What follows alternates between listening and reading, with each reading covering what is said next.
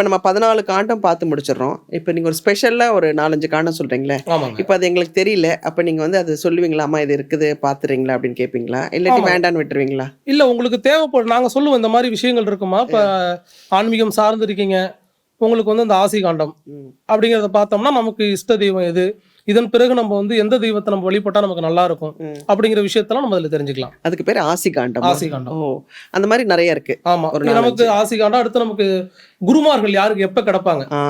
நம்ம ஒருத்தவங்களை குருமார்களா தேர்ந்தெடுக்கணும், அது எந்த வயசுல கிடப்பாங்க, அது எந்த இடத்துல நமக்கு கிடைப்பாங்க அப்படிங்கிற விஷயங்கள் நமக்கு கிடைக்குங்க. ஓ, இந்த காண்டம் நான் கண்டிப்பா பார்க்கணும். கண்டிப்பா. என்னுடைய தேடுதல் வந்து இன்னும் நடந்துகிட்டே இருக்குது. கண்டிப்பா கண்டிப்பாங்க. இன்னும் அது வந்து எனக்கு சரியா வரல. நிச்சயமா ஒரு பெரிய சால்வேஷன் தான் இது. இது வந்து ஏன்னா பரிகாரம் அது இதுன்னு சொல்லிட்டு ஆமாங்க. நீங்க வந்து ஒழுங்கா வந்து கோயிலுக்கு போங்கன்றீங்க, குலதெய்வத்தை கும்பிடுன்றீங்க. கும்பிடுங்க, இந்த ஆமாங்க. மாதிரி நிறைய நல்ல விஷயங்கள் வந்து நாடியில இருக்குது. இப்போ வந்து உங்களை பார்க்க வரணும்னா இப்படி ஏதாவது அப்பாயின்மெண்ட் அந்த மாதிரிலாம், ஏன்னா நிறைய பேருக்கு ரொம்ப ஆமாங்க. ஆசையா இப்ப இருக்கு. நம்ம நேரடியா வந்து தெரிஞ்சுக்கலாம். ஆ. இப்போ வந்து எங்களுக்கு நாங்க இது ஆன்லைன்லயும் நாங்க செஞ்சுக்கிட்டு இருக்கோம். ம். ஆன்லைன் மூலியமா நம்ம தெரிஞ்சுக்கலாங்க. ம்.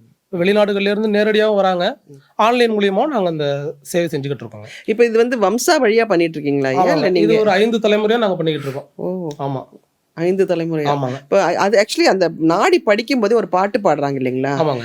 அந்த பாட்டெல்லாம் நீங்க எப்ப கத்துக்கிட்டீங்க? இல்ல பாட்டு கத்துக்கிறது இல்லாம அது ஓலையில இருக்கு. அதை நாங்க படிச்சு சொல்றோம். இது நாங்க இதுக்கு தனியா நாங்க குருகுலம் மாதிரி இருந்து அதை நாங்க அதை கத்துக்கிறோம். அதுதான். அதுவுமே வந்து இப்ப வீட்டுல நாங்க இப்ப 4 குழந்தைங்க இருக்கோம்னா எல்லாருக்கும் இதை சொல்லிக் கொடுக்க மாட்டாங்க. ம். அந்த நாடு யுத்தம் பார்க்கறதுக்கான அமைப்பு, அந்த வாக்குப்பளிதம் எங்களுக்கு இருக்கும் பட்சத்துல தான் இதை வந்து எங்களுக்கு சொல்லிக் கொடுக்குறாங்க.